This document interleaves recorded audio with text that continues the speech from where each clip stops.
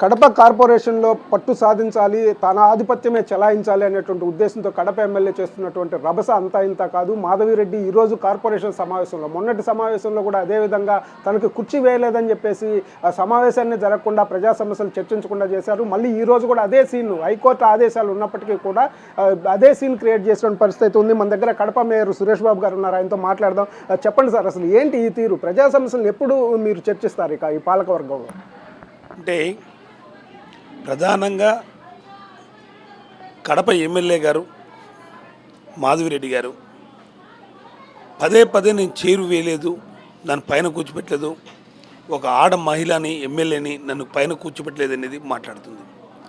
అమ్మ 30 ఏళ్ళు చరిత్రలో కాదు, 100 ఏళ్ళ చరిత్రలో కార్పొరేషన్గా మేయర్గా భారతదేశంలో ఎవరూ కూర్చోపెట్టలేదు. నేను 10 ఏళ్ళ నుంచి మా శాసనసభ్యులు ఇద్దరిని గౌరవిస్తూ పైన కూర్చోపెట్టాను. అధికారం తెలుగుదేశం వచ్చిన తర్వాత నీకు కమలాపురం సాటి ఎమ్మెల్యే అయినట్టు చైతన్యరెడ్డికి కూడా సభా మర్యాదపూర్వకంగా నేను ఇద్దరిని ఎమ్మెల్యేలు కొత్తగా గెలిచిన వారని చెప్పేసి వాళ్ళిద్దరినీ కూడా పైన కూర్చోబెట్టి తోటి మా కార్పొరేటర్లందరితో బొక్కే ఇచ్చి శాలవ ఇచ్చి అందరం మర్యాదపూర్వకంగా కలిసిమెలిసి చేసుకుందాం, బాగా చేసి నువ్వు నెక్స్ట్ టైం ఎమ్మెల్యేతో మళ్ళీ మంత్రి కూడా అవుతావని మా కార్పొరేటర్లు అందరూ కూడా బాగా చేయాలనే ఆలోచనతో కార్పొరేషన్ అభివృద్ధి పదం నడపాలనే ఉద్దేశంతో కలిసిమెలిసి పోదామనే ఆలోచన చేశాం తప్ప ఏ క్వశ్చన్ ఆమెని గౌరవించకూడదనేది మాకు లేదు. మా సాటి ఎమ్మెల్యేని మళ్ళీ తెలుగుదేశం అధికారం వచ్చిన తర్వాత చైతన్యరెడ్డిని మాధవిరెడ్డిని ఇద్దరిని పైన కూర్చోబెట్టిన ఘనత మాకే తగ్గుతుంది, కడప కార్పొరేషన్గా దొరుకుతుంది. కడప కార్పొరేషన్కి వైఎస్ఆర్సీపీ అయినా కూడా వాళ్ళు తెలుగుదేశం శాసనసభ్యులైనా కూడా మాకే దగ్గుతుంది. అదే కాదు, భారతదేశంలో మేయర్గా ఉన్న వ్యక్తి పైన ఒక్కడే కూర్చుంటాడు తప్ప ఎవరు కూడా గౌరవించలేదు. అది కడప నగరంలో భారతదేశంలోనే కాదు, ఆంధ్ర రాష్ట్రంలోనే మేము కూర్చోబెట్టాం. ఆ మర్యాద కంటిన్యూ కొనసాగాలనే మేము ఆలోచన చేస్తే కడప అభివృద్ధి ఆక్షించి మేము డెవలప్మెంట్కి అందరం కలిసిమెలిసిగా పోదామని ఆలోచన చేస్తే ప్రథమ పౌరుని నేను ఆగస్టు 27వ తేదీన కొంతమంది అల్లరిముఖాలతో తెలుగుదేశం నాయకుడి తిరుమలేశు, ఐఎన్టీసీ జిల్లా అధ్యక్షుడి తిరుమలేశు, రాజా, కొంతమంది కార్పొరేటర్ ఎక్స్ కార్పొరేటర్ కొడుకులు వాళ్ళని పంపించి మా ఇంటి దగ్గరికి పంపించి వాళ్ళందరితో చెత్త వేయించింది నువ్వా కాదా? ఆ రోజే అన్ని పత్రికలు అందరూ ప్రెస్ గమనించారు, వీడియోలు చూశారు. చెత్త వేయించిందని లోకమంతా కడప నగరంలో అందరూ ఇది తప్పు, ఇలాంటి సాంప్రదాయం ఎప్పుడు లేదు, మాధవిరెడ్డి కడపకు తెచ్చిపెడుతుందని అనడం జరిగింది.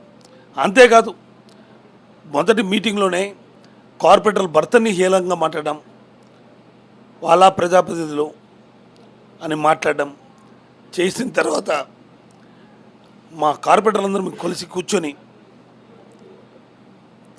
ఏమిటి చెప్పండి, మీ ఇంట్లో చెత్త వేయించింది అనేటువంటి ఉద్దేశంతోనే మీరు కుర్చీ వేయకుండా ఉన్నారా? కాదు, మనుషుల్ని ఎలా బిహేవ్ చేయాలి, ఎలా గౌరవించాలనే ఆ బిహేవ్ లేదు కాబట్టే తోటి కార్పొరేటర్ నుండి మహిళ, తెలుగుదేశం కార్పొరేటర్ మహిళ అంటే కార్పొరేటరు ఫోటోకాళ్ళు నన్ను పిలిచలేదు, కార్పొరేటర్ని ఎన్నికైనా నిన్ను పిలవలేదంటే నీ జాగీరా, ఆనంకనపల్లి నీ జాగీరా అని మాట్లాడడం.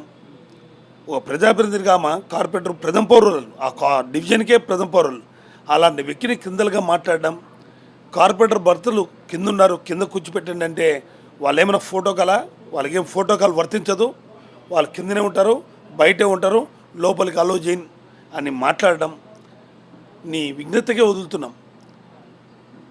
నేను అధికారులను పిలిచి ఈ విధంగా చేయడం పద్ధతి కాదు, ఈ విధంగా చేసిన దానివలన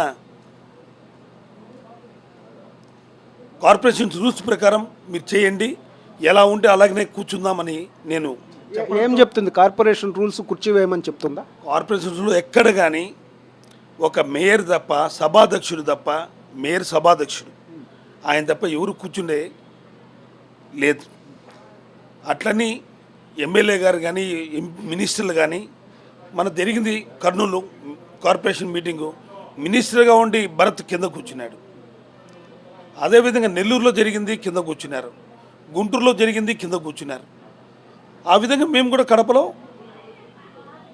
రూల్స్ ప్రకారం పోండి, ఎలా ఉంటే జీవో ఆ విధంగా పోండి అని చెప్పడం జరిగింది. దాని ప్రకారం నడుచుకోకుండా ప్రజాభివృద్ధి పనులు ఆటంకం కలగకూడదనే 15th ఫైనాన్స్ వర్కులు నిలబడిపోతాయి. రాష్ట్రంలో అందరూ తీర్మానం చేసి పంపించారు, మనం తీర్మానం చేసి పంపిస్తామని ఆలోచన చేసి కడప నగరాన్ని అభివృద్ధి విషయంలో చేస్తే ఆ మీటింగ్ జరగకుండా పేపర్లు చించి మీటింగ్లో ఆ అజెండాను చదువుతున్నప్పుడు కార్పొరేషన్లో ఉన్న సిబ్బందిని చించి కొట్టి నానా రభస చేసి ఆమె మొన్న సమావేశం చూసాము. ఆ రోజు ప్రజా సమస్యల్ని చర్చించడం లేదు. ఈ రోజు సమావేశం చూసాము. ఏదో ఎజెండా పేపర్లు కూడా చించేసినటువంటి పరిస్థితి. సాక్షాత్ ఎమ్మెల్యే ఒక ప్రజాప్రతినిధి ఈ విధంగా చేశారు. ఏ విధంగా అసలు ఈరోజు వీళ్ళు కార్పొరేషన్లో వ్యవహరిస్తున్న తీరు, హైకోర్టు తీర్పు కూడా ఉంది, ఇట్లాంటివి ఏవి చేయకూడదు, ఏ విధంగా తీసుకుంటాం? సుమోటోగా తీసుకుంటాం. నిజంగా ఆమెకు అజెండా ముఖ్యం కాదు, కడప నగరం అభివృద్ధి కాదు ఆమెకి ముఖ్యం. ఆమెకు కావాల్సింది చైర్. ఫస్ట్ టైం గెలిచింది, సభను ఎట్ట పాటించాలి, ఎమ్మెల్యేగా ఎలాంటి నియమ నిబంధనలు ఉన్నాయి, నేను పాటించాలన్నా వద్దనే ఆలోచన చేయడం లేదు. ఒక కార్పొరేట్ సీఈఓగా ఆమె వ్యవహార శైలి చూస్తుంటే ఒక నియంతగా నేను అనుకుంది 3 కాళ్ళు, నేను పట్టుకుంది నెగ్గాలి అనే ఆలోచనతో నేను ఏ విధంగానే సరే సీటు పైన కూర్చోవలసిందే, కింద కూర్చొని ఒక నియంతలాగా ఆమె వివరించడం అనేది చాలా బాధాకరం. అంటే ఇప్పుడు కార్పొరేషన్ సమావేశానికి వస్తా వందలాది మంది కార్యకర్తలు తెలుగుదేశం జెండాలు పెట్టుకుని ర్యాలీలు చేసుకుంటా మహిళల్ని ప్రొజెక్ట్ చేసి ఈ విధమైనటువంటి ఒక ప్రజా సమస్యలను చర్చించడానికి ఇంత అవసరం అంటారు? అంటే ప్రజా సమస్యలు చర్చించాలి, అందరినీ కలుపుకోతరం చేయాలి, కడప నగరాన్ని అభివృద్ధి చేయాలని ఏ ఆలోచన కోసాన ఆమెకి ఒక్కించి కూడా ఆలోచన లేదు. బల నిరూపణ చేస్తుంది కడప నగరంలో. ఒక మహిళగా కడప నగరంలో సాటి తెలుగుదేశం పార్టీ నాయకుల్ని కూడా, నగరాధ్యక్షుడు శివకొండారెడ్డిని ఆయన్నే కొట్టించిన మనుషులు వాళ్ళు. ఒక పోలీసులు కానీ వ్యక్తులు కానీ ఎవరన్నా వైఎస్ఆర్సీపీ పార్టీ సింపతి పరులైనా కానీ వాళ్ళు ఏమన్నా చేసినా కానీ వాళ్ళ ఇంటికి పోయి పోలీసులు వాళ్ళని కొట్టి శాడిస్ట్తనంతో సెల్ఫీ రూపంలో చూడడం, ఆనందించడం తప్ప ప్రజా సమస్యలు చేయాలి కడప నగరం. ఈరోజు 6 నెలలైంది, ఎన్నో వాగ్దానాలు చెప్పింది. నా సొంత నిధులతో నా అజెండా ప్రకారం నేను కట్టిస్తాను. 6 నెలలు అయిపోయి 7వ నెల జరుగుతుంది.